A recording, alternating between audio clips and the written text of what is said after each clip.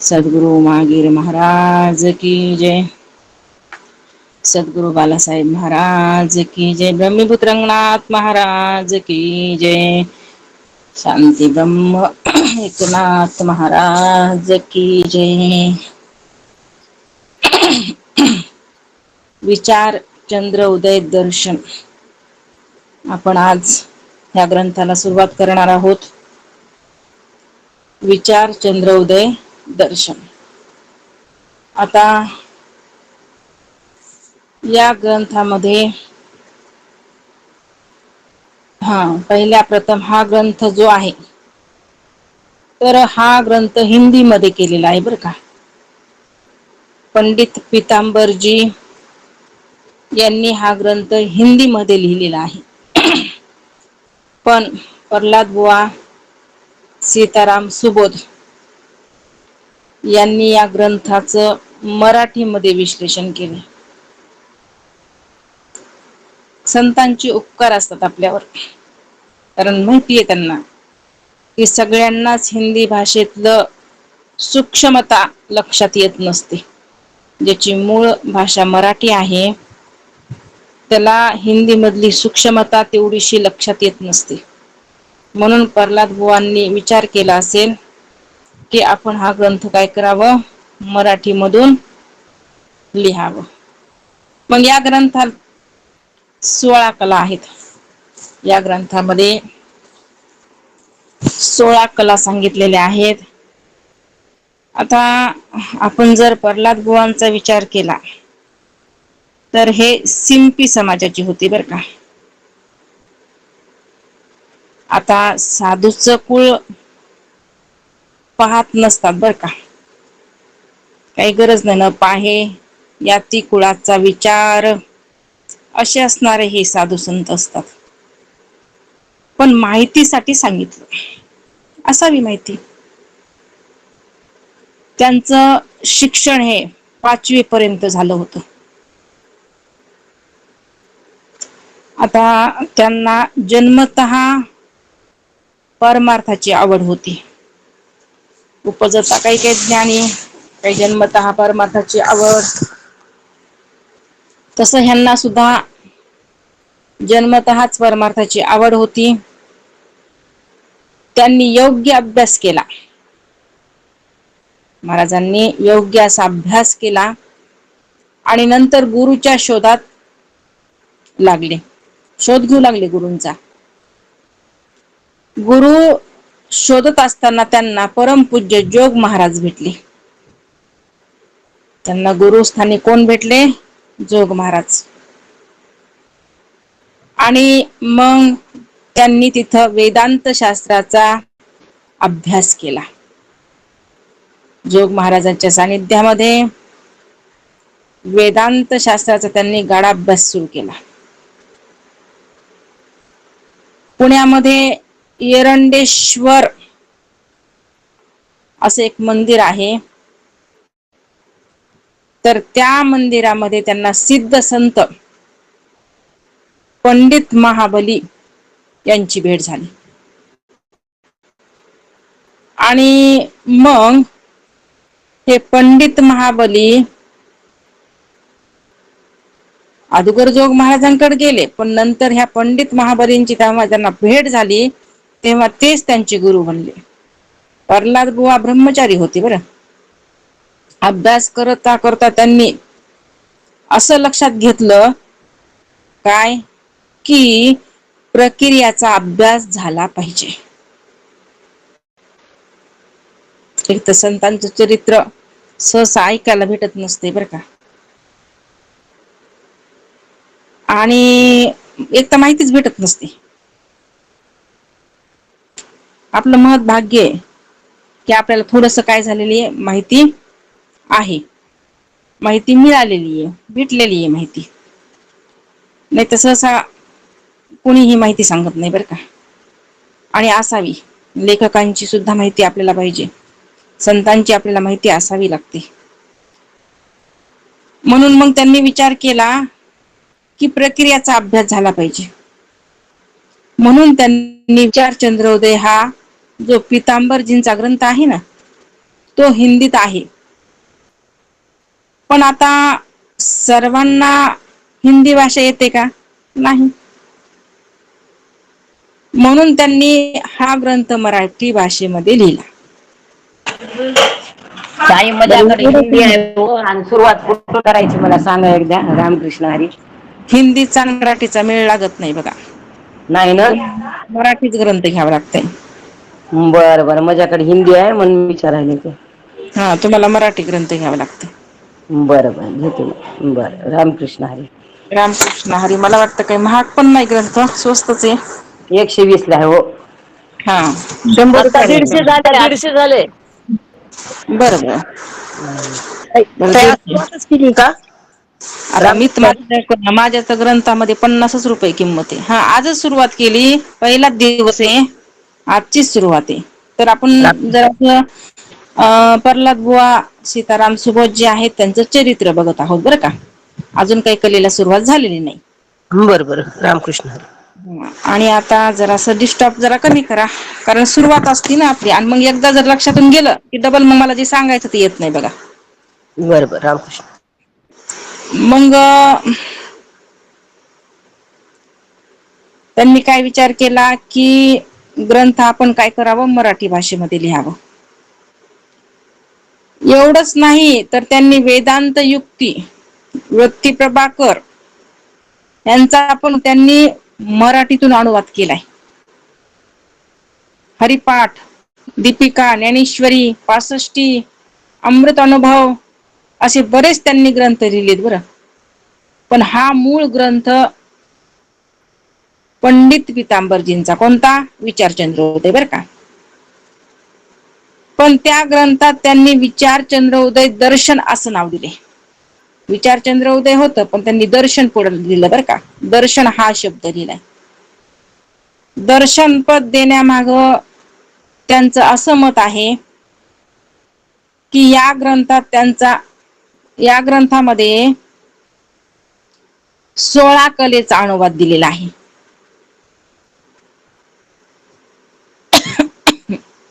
आता 16 कलेचा अनुवाद तर आहेच, परंतु या ग्रंथाच्या शेवटी प्रत्येक कले संबंधाने प्रथम कला दर्शन, द्वितीय कला दर्शन असं म्हणून संत वाङ्मयाची पुष्टी देऊन तिथं त्यांनी त्या कला मांडलेल्या आहेत.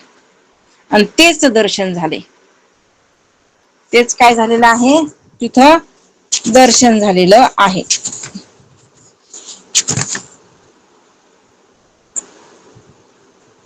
हम्म.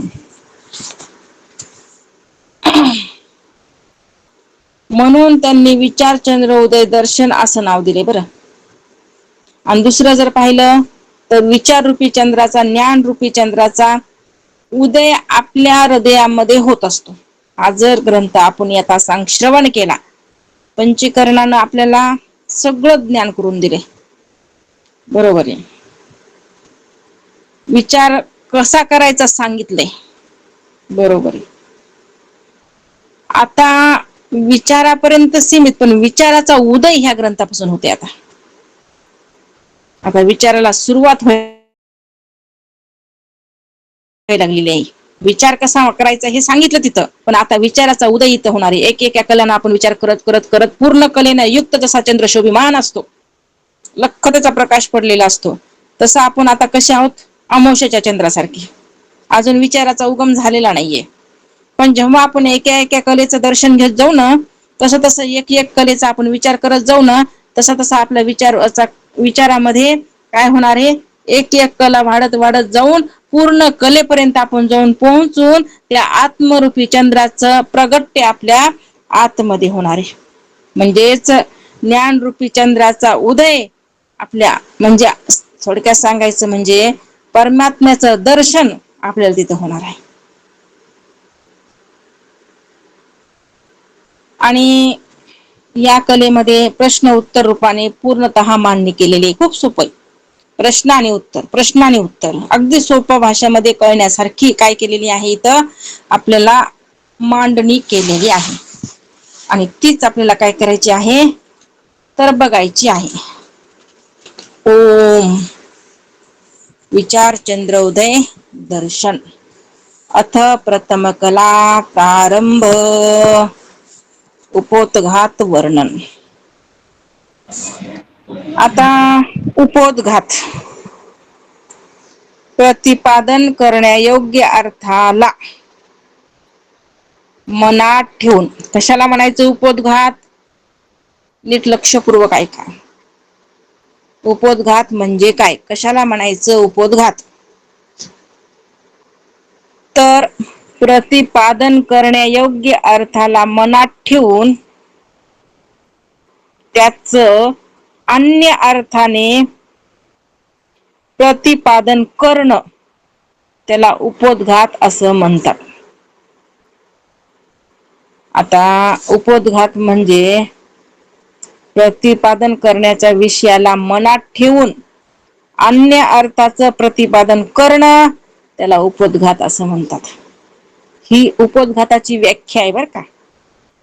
याला उपोद्घात असं म्हणायचं. आता विस्तार कसा बघा. उदाहरण देते मी तुम्हाला एक.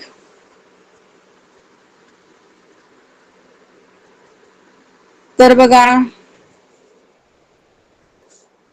एक स्त्री असते आणि त्या स्त्रीला ताक पाहिजे असते. मग शेजारणीच्या इथं गाई म्हशी आहेत.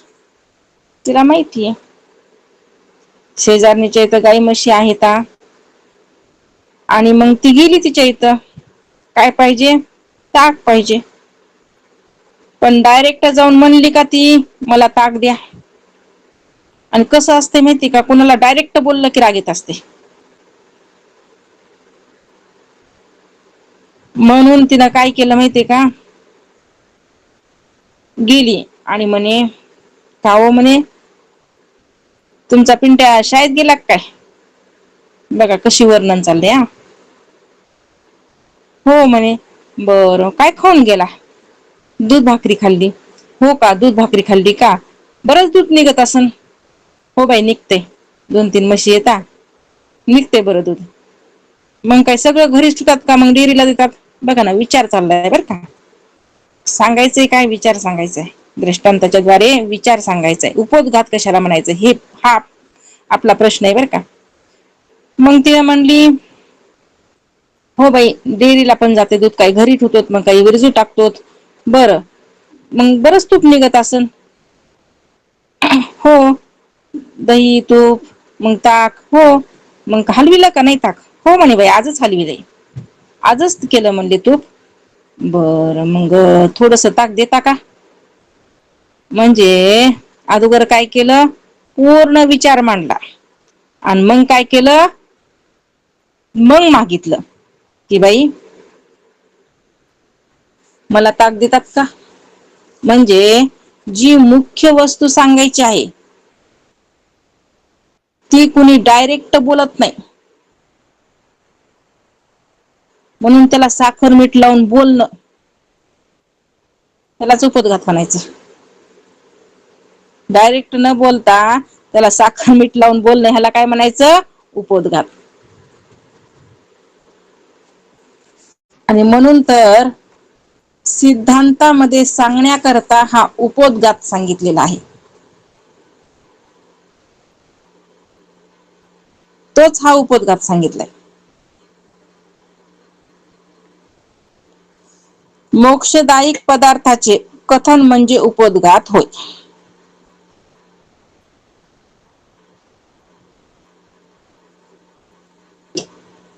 अशा रीतीनं ह्या उपोद्घाताचं वर्णन सांगितलेलं आहे. आता बघा प्रथम प्रश्न पहिला.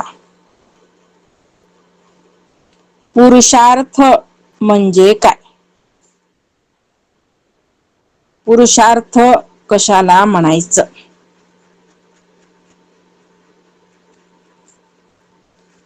तर कोणत्याही मनुष्याच्या इच्छेचा जो विषय त्याला पुरुषार्थ असं म्हणतात.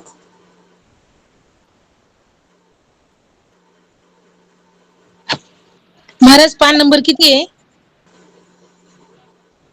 किती दिवस झाले ग्रंथ सुरू करून? अहो मीच घरी नव्हते महाराज. मग असं डिस्टर्ब नाही करायचं, शोधायचं आपलं. आजच ग्रंथ सुरू केलाय ना. हा का, मला वाटलं 2-3 दिवस झाले आत्ताच मला पहिला माहिती प्रश्न मग लक्ष कुठं असते तुमचं? आत्ताच मी म्हणलं पहिला प्रश्न पण म्हणलं. लक्षपूर्वक ऐकत जा ओ, लक्ष देत जा. उग मध्ये डिस्टर्ब करून हे करायचं नाही, व्यत्यय आणायचा नसतो. कितीही दूध देणारी गाय असू द्या. त्याच्या समोर जर फटाकडा वाजला ना, एखाद्या लेकराने फटाकडे वाजवले ना, तिनं पाळणा सोडलेला असू द्या. तिचं ती वासरू पीत असलेला असू द्या. पण मध्ये जर तिला ते फटाकड्याचा आवाज आला ना, ती चहा पुरतं सुद्धा दूध देत नाही. सॉरी असं महाराज मी घरी नव्हते, मला वाटलं 2-3 दिवस कितीदा झाले. सांगायचं तुम्हाला, कितीदा सांगायचं? एकदा असते, दोनदा असते का नेहमी तेच असते? नेहमी तुम्हाला तेच सांगावं लागायलय, तुम्ही विचार करतच नाही प्रत्येक गोष्टीचा. चालेल. केला पाहिजे विचार. प्रत्येक वेळेस हेच सांगावं लागतंय मला. प्रत्येक जण सांगतंय, मीच म्हणून नाही. सगळं काय होतंय, पाणी फिरते पोतळ फिरत असते. आपल्यासोबत सगळ्यांचच मग. म्हणून पुरुषार्थ म्हणजे काय, हा विषय आपला चालू आहे. पुरुषार्थ कशाला म्हणायचं? कोण्याही मनुष्याच्या इच्छेचा जो विषय तो पुरुषार्थ. एकतर वेळेवर हजर राहायचं नाही. आमचे महाराज सांगायचे. वेळेवर यायचं नाही, उशिरा यायचं. आणि उशिरा येऊन डिस्टर्ब करायचा. एकतर लिंक आली की लगेच जॉईन व्हायचं, म्हणजे सगळं व्यवस्थित विषय आपल्याला कळतो. मधून तुम्ही जॉईन झाल्याच्या नंतर काय तुमच्या लक्षात येणार आहे? आणि मग विचार कुठं चाललंय, काय चाललंय? आणि कसं आहे माहिती का, सुरुवातीला कुणी असू, मी असू कुणी असू, सुरुवातीला प्रत्येक जण पान क्रमांक, काय चाललेलं आहे, आपला काय विषय, कितवं पेज चालू आहे, कितवा प्रश्न चालू आहे, सगळं सांगत असते. त्याच्यामुळं सुरुवातीला जॉईन होत जा. सारखं सारखं सांगायचं काम पडत जाऊ देऊ नका. आता ते दप्तर, वॉटर बॅग सोडून द्या. आता वर्ग बदला ना. आहे का नाही? किती दिवस त्या बालवाडीमध्येच राहायचं का? आता काय केला पाहिजे? वर्ग बदलला पाहिजे. किती दिवस शोभती का बरं हाफ चड्डी, वॉटर बॅग? नाही शोभत. पाठीला दप्तर, तुझ्यासोबतचे लेकर 10वीला गेले आणि तू बसला अजून हाफ चड्डी घालत. आता काय कर, जरा मनावर घे ना, बस झाली ती हाफ चड्डी घालणं. आता वर्ग बदलायचा. असे आम्हाला महाराज उदाहरण द्यायचे बरं का. असं म्हणून इथं चाललाय विषय आपला. प्रश्न पहिलाच आहे, पुरुषार्थ म्हणजे काय? पुरुषार्थ कशाला म्हणायचं? कोण्याही मनुष्याच्या इच्छेचा जो विषय तो पुरुषार्थ. 4 प्रकारचे पुरुषार्थ सांगितलेत. धर्म, अर्थ, काम आणि मोक्ष. धर्म, अर्थ, काम आणि मोक्ष या 4ंना पुरुषार्थ असे म्हणतात. धर्म, अर्थ, काम आणि मोक्ष या 4ंना पुरुषार्थ असं म्हणतात. आता कोणत्याही मनुष्याच्या इच्छेचा विषय त्याला पुरुषार्थ म्हणावा.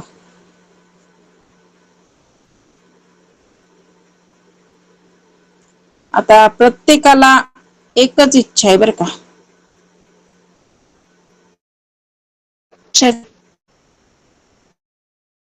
कुणाला कशाची आहे का?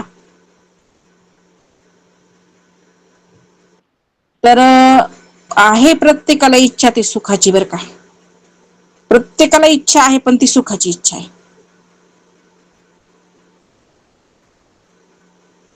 अजून सूक्ष्म जर विचार केला तर प्रत्येकाला कुणाची कशाची, कुणाला कशाची, कुणाला कशाची अशी पण इच्छा आहे बरं का, 2 रूपानं. पण शास्त्रकारांनी सर्वांच्या इच्छेचा अभाव त्या 4 जे सांगितले पुरुषार्थ त्याच्यामध्ये केलाय. कोणचे? धर्म, अर्थ, काम आणि मोक्ष. पुण्य जर पाहिजे असेल, धर्माचा विचार करा. पुण्याचा संचय करायचा असेल तर धर्मानं वागलं पाहिजे, धर्माचा विचार केला पाहिजे, दान केलं पाहिजे. दान धर्म यज्ञ हे पुण्याच्या गोष्टी आहेत ना, यानं पुण्य होत असतं. दान धर्म यज्ञ सत्यता शांती दया अर्जव धर्मानं वागलं पाहिजे, हे धर्म सांगितलं. अर्थ म्हणजे काय? संपत्ती. अर्थ म्हणजे काय? संपत्ती. जो मनुष्य काम करतो, कशासाठी काम करतो? पैसा मिळवण्यासाठीच ना, संपत्ती मिळवण्यासाठीच ना, अर्थ प्राप्त होण्यासाठीच ना, हे अर्थ सांगितलाय. आणि काम विषयाची इच्छा, तो विषय अनुकूल पाहिजे अशा स्वरूपाचा विषय, त्याची जी अभिलाषा त्याला म्हणतात काम. जे आपल्या मनामध्ये इच्छा आहे तो विषय कसा आहे? आपल्याला अनुकूल.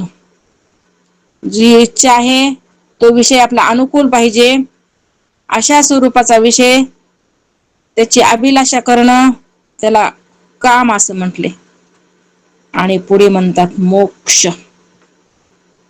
आता ह्या 3 गौण आणि 1 मुख्य सांगितले. ह्याच्यामध्ये 3 गौण आणि 1 मुख्य. आता धर्म अर्थ काम यांना गौण म्हटलंय बरं का. धर्म अर्थ काम यांना गौण म्हटलंय आणि मुख्य पुरुषार्थ हा मोक्ष सांगितलाय.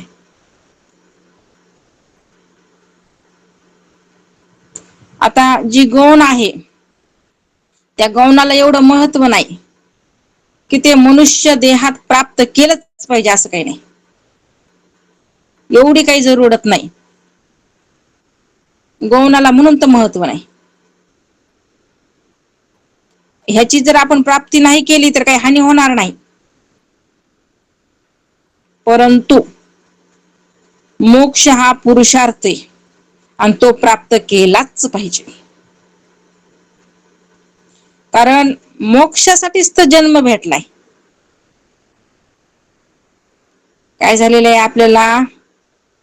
जन्मच कशासाठी भेटलेला आहे? मोक्ष प्राप्त करून घेण्यासाठी.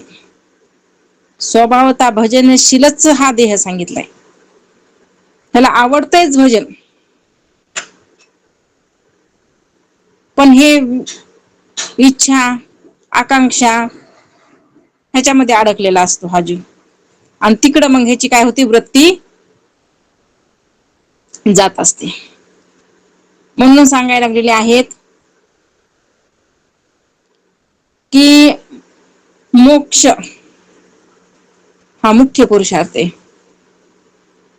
आता विचार अजून सूक्ष्म करा.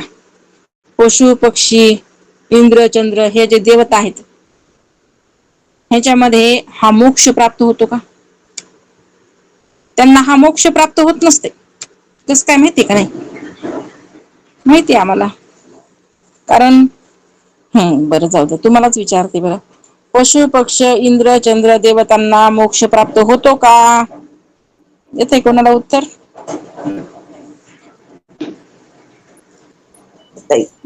बोला मला ताई. आणि पशु पक्ष्यांना कोणालाच मोक्ष प्राप्त होत नाही. का होत नाही? कारण त्यांना विज्ञानमय कोश नावाचे एक कमी आहे त्यांच्यात.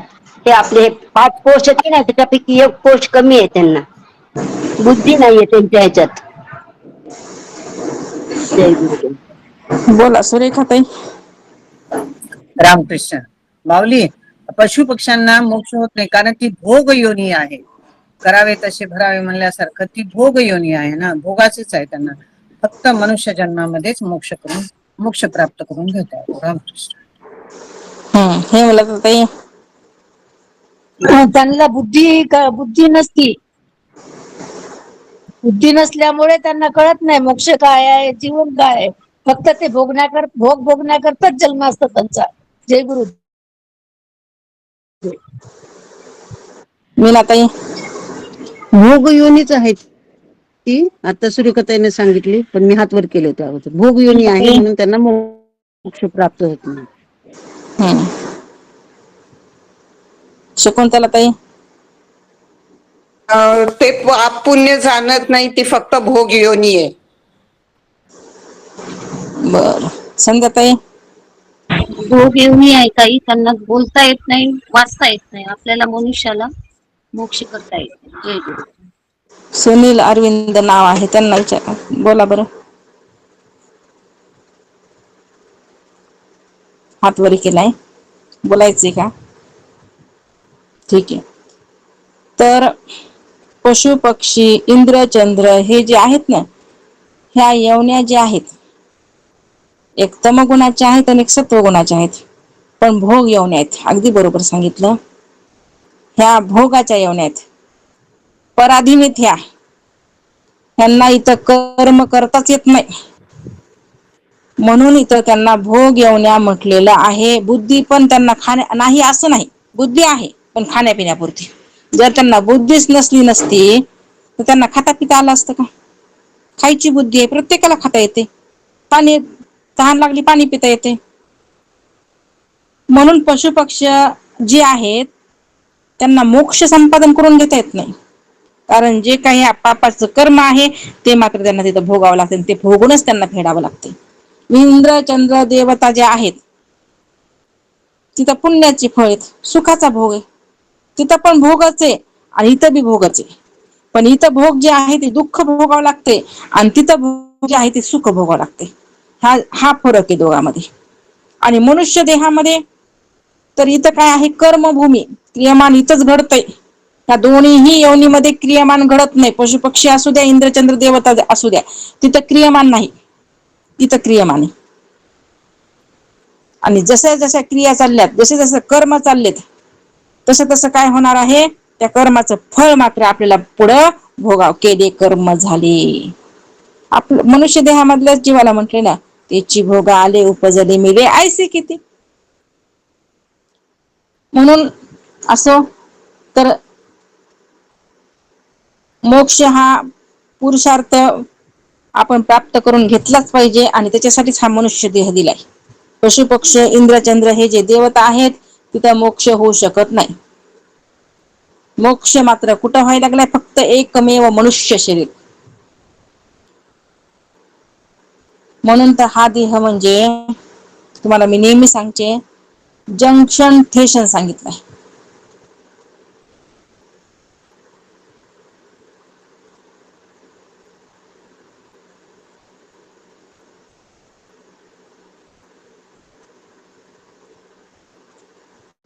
जिथं जायचे तिथं आपल्याला ठरवायचे. असो म्हणून हे तिघ जण जे आहेत, धर्म अर्थ काम हे गौण सांगितलं. आणि चौथा जो मोक्ष आहे, पुरुषार्थ आहे, तो मोक्ष हा मोक्ष प्राप्त केलाच पाहिजे असा निश्चय करावा. म्हणून इथं सांगितलेलं आहे की धर्म अर्थ काम, खाली बघा टिप्पणीमध्ये, धर्म अर्थ काम मोक्ष या चारींना पुरुषार्थ असं म्हणतात. यात प्रथम 3 गौण आहेत, यांना सोडून तेथे अंतीच्या शेवटच्या मुख्य पुरुषार्थाचे ग्रहण म्हणजे स्वीकार करणे. जे चौथा पुरुषार्थ आहे त्याचं काय केलं पाहिजे, ग्रहण केलं पाहिजे. अज्ञानासहित जन्म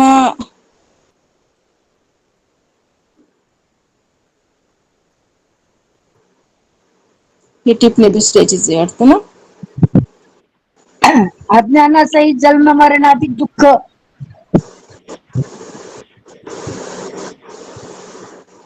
नाही हो, हा तुम्हाला जे सांगायचे ना ते हा. तुमच्या लक्षातच नाही आलं.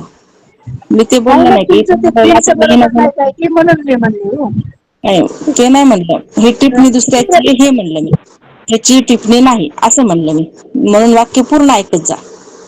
असो तर महाराज इथं सांगायला लागलेले आहेत की 4 पुरुषार्थ सांगितले, धर्म अर्थ काम आणि मोक्ष.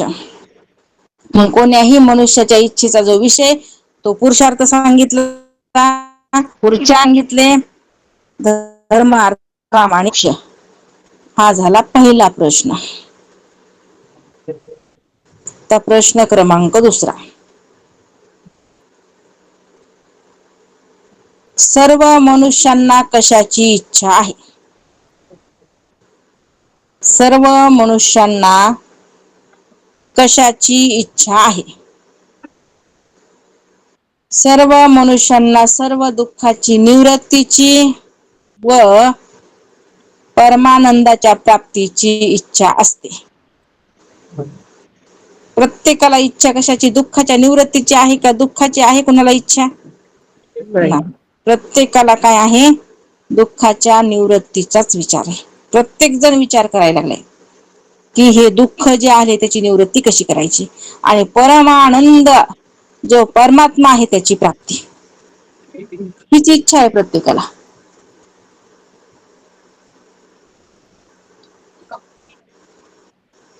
सर्व दुःखाची निवृत्ती व्हावी आणि सर्वात मोठ्यातलं मोठं सुख मला प्राप्त व्हावं, हीच सर्वांना इच्छा आहे. म्हणून तर प्रत्येक जण काम करायले, नोकरी करायला लागले. कशासाठी? आपल्या घरादारासाठी. सगळ्यांना सुखी व्हावं आणि त्याच्यासोबत आपण बी सुखी व्हावं. आवाज गेला ताई. आवाज यायला ताई, छान यायला. तुम्ही एकदा लेफ्ट होऊन पुन्हा या.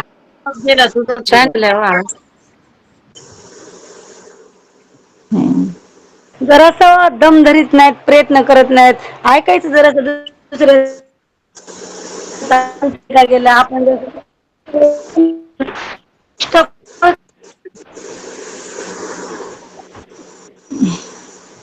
तर सर्व मनुष्यांना सर्व दुःखाची निवृत्ती आणि परमानंदाच्या प्राप्तीचीच काय असते? इच्छा असते बरं का. प्रश्न तिसरा. सर्व दुःख निवृत्तीची व परमानंदाचीच इच्छा असते म्हणजे काय असतं? सर्व दुःखाची निवृत्ती आहे, परमानंदाची प्राप्ती आहे म्हणजे काय नेमकं? तसं उत्तर दिलंय, सर्व दुःखाची निवृत्ती व परमानंदाची प्राप्ती हे मोक्षाचं स्वरूप आहे. सर्व दुःखाची निवृत्ती व परमानंदाची प्राप्ती हे काय सांगितलं? मोक्षाचं स्वरूप सांगितलेलं आहे. सगळ्यालाच ऐकू येणं झालं का? हॅलो. काही सगळ्याला प्रणिता, हॅलो. प्रणिता आम्हाला आवाज चांगला येतो. प्रणिता आम्हाला आवाज चांगला येतो. आवाज गेला का? त्यांचा आवाजच गेलाय वाटतं.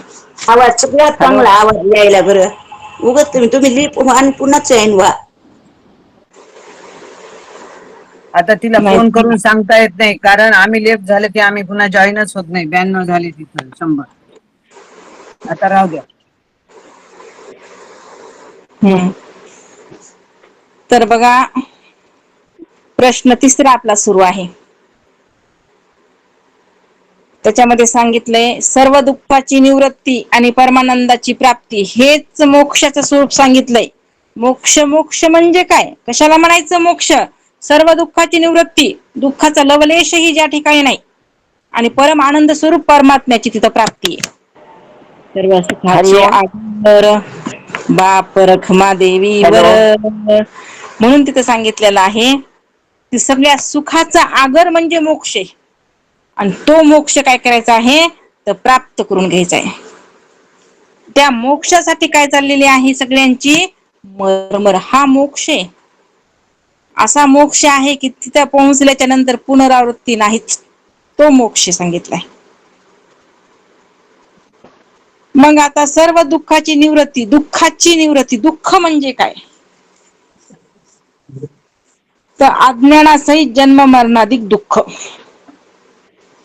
अज्ञानासहित जन्म मरणाचे दुःख, मरणाधिक दुःख. दुःखाची निवृत्ती, वरवरच जसं झाड तोडलं आहे का नाही, वरवरचं झाड काय केले? तोडलंय. तर त्या झाडाच्या म्हणजे वरच्या फांद्या छाटल्या नंतर त्याला त्या फांद्या फुटणार का नाही फुटणार? फुटणारच झाले वरवरच छाटल्यावर. पण मुळासकट काटलं तर मग येतान का त्याला पालव्या फुटतान का? तर नाही ना. तसंच आहे. आता समजा नुसतं आम्हाला काय झालेलं आहे, म्हणले पोट दुखायले,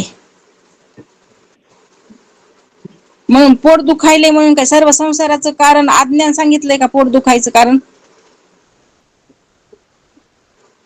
नाही ना. नुसतं पोट दुखायला म्हणजे तुम्हाला काय करावं लागेल? डॉक्टरकडे जावं लागेल ना. दुरुस्ती त्याच्यासाठी आहे ना. का मग आपल्याला ते म्हणजे काय अज्ञानच म्हणावं लागेल का? आणि त्याचीच निवृत्ती करावं लागेल का? तसं नाहीये. म्हणून निवृत्त्या बी 2 प्रकारच्या सांगितल्यात. निवृत्ती किती प्रकारच्या?